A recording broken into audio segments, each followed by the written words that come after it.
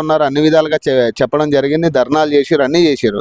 కానీ ఎక్కడా కూడా దానికి సంబంధించిన సొల్యూషన్ రాలేదు. ఎవరు కూడా ఒక ప్రభుత్వం నుంచి నేను ఉన్నానని రియాక్ట్ అయిన వాళ్ళు కూడా ఎవరు లేరు. మరి ఎట్లా చూడాలి? ఈరోజు ప్రభుత్వం ఇచ్చిన హామీలు నెరవేరుతలేవు కాబట్టినే మేము తక్షణమే 7వ తారీఖు నాడు బంద్ పిలుపునిస్తే పొన్నం ప్రభాకర్ గారు మేము చర్చల్లో మాట్లాడి మరి శాసనసభలో మాట్లాడి మేము తీర్మానం చేస్తాం, మేము ఇచ్చిన హామీలో మేము నెరవేరుస్తాం. మాకే కదా చెప్పుకునేది మీ బాధలు, మరి వేరే వాళ్ళకి చెప్పుకునే కదా. మేము చేసే బంద్ను విరమించుకోవడం జరిగింది. విరమించుకున్నప్పటికీ కూడా మరి ప్రభుత్వం స్పందించి ఇంతవరకు మాకు చేయలేదు. కాబట్టి మేము ఈరోజు నిర్ణయం తీసుకొని మరి అసెంబ్లీ ముట్టడి చేయడానికి కూడా తీర్మానం చేసుకోవడం జరిగింది. ఆ ముట్టడిలో భాగంగా వాస్తవానికి అందరూ అన్ని జిల్లాల నుండి వస్తూ ఉంటే ఆటో డ్రైవర్లను మరి రాత్రి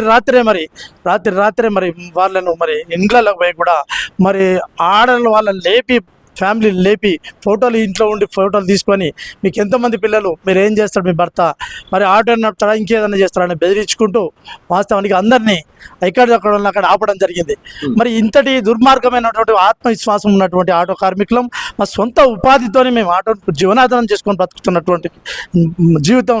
కాబట్టి తక్షణమే మరి మీరు ఇచ్చినటువంటి హామీలను నెరవేర్స్తేనే మరి మేము ఆటో కార్మికులం వాస్తవానికి మరి 8 లక్షల మంది ఆటో కార్మికులు ఉన్నాం. ఈ 8 లక్షల ఆటో కార్మికులు రోడ్డు మీదకి వస్తే ఏ రకమైన పరిస్థితి ఉంటుందో మీకు తెలుసు.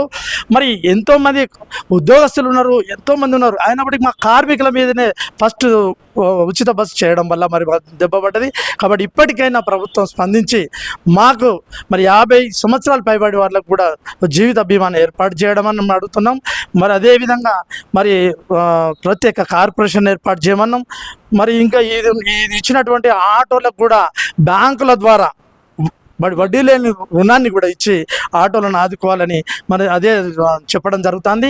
ఈరోజు ఖచ్చితంగా మరి అసెంబ్లీ ముట్టడిని మరి ముట్టడిస్తాం. తప్పనిసరిగా మా కార్మికులతో మేము మరి ముట్టడించి మరి తీర్మానంతో తప్పనిసరిగా మా డీజిల్ ఆటో కూడా బంద్ అని చెప్తా ఉన్నాడు కదా మరి సీఎం రేవంత్ రెడ్డి గారు. మరి ఇది యాక్సెప్ట్ చేస్తారు? మరి డీజిల్ ఆటో అని అంటే మరి సిటీలో నడవకుండా బయట 60 కిలోమీటర్ల దూరం నడిపిమంటుండు.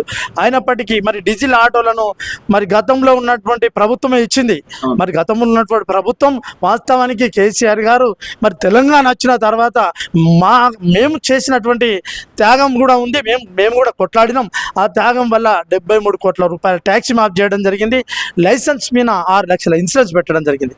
కాబట్టి కేసీఆర్ మేము 10 సంవత్సరాలు కూడా ఏళ్ళు పెట్టి మానవుడు లేడు. మా పోలీస్ డిపార్ట్మెంటే కానీ ఆర్టీఏ కానీ ఎవరు కూడా మమ్మల్ని ఏలు పెట్టినది. కానీ ప్రభుత్వం వచ్చి మరి వచ్చిన రోజే మరి మా ఆటో కార్మికులకు ఉచిత బస్సు అని పెట్టి నడివేయడం జరిగింది. మరి ఉచిత బస్సు ప్రజలు ఉచిత బస్సు కోరుకోనప్పటికి కూడా ప్రభుత్వం మరి ఇప్పటికి కూడా మహిళలు మాకు ఉచిత బస్సు వద్దు, కొంతమంది మా ఫ్యామిలీలు కూడా వెళ్తే మరి ఇబ్బంది జరుగుతూ ఉంది. బస్సులలో గొడవలు జరుగుతూ ఉన్నాయి. మరి విలేజ్లలో ఇబ్బంది పడుతూ ఉన్నారు.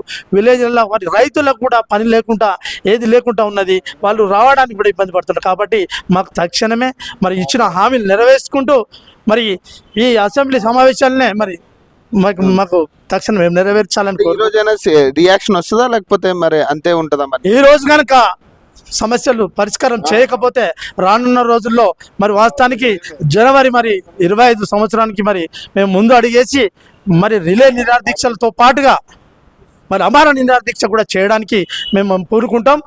మా కార్మికుల పక్షాన వాస్తవానికి కడుపు ఎండుతూ ఉంది. మరి ఆటో కొనుక్కుంటే మరి ఫైనాన్స్ కట్టలేకపోతున్నాం, ఇల్లు కిరాయి కట్టలేకపోతున్నాం.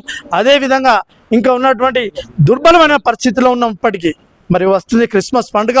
ఆ పండుగకు కూడా బట్టలు కొనిద్దామంటే పిల్లలకు మరి పైసలు లేని విధంగా ఏర్పడుతుంది. కాబట్టి ఇప్పటికైనా మరి రేవంత్ రెడ్డి గారు మా మీద నమ్మకం ఉంచి, మా మీద విశ్వాసం ఉంచి ఆటో కార్మికులం మరి మాకు మీరు ఇచ్చిన హామీలు నెరవేరుస్తారని కోరుకుంటూ నా పేరు ఇసంపల్లి సంజీవ.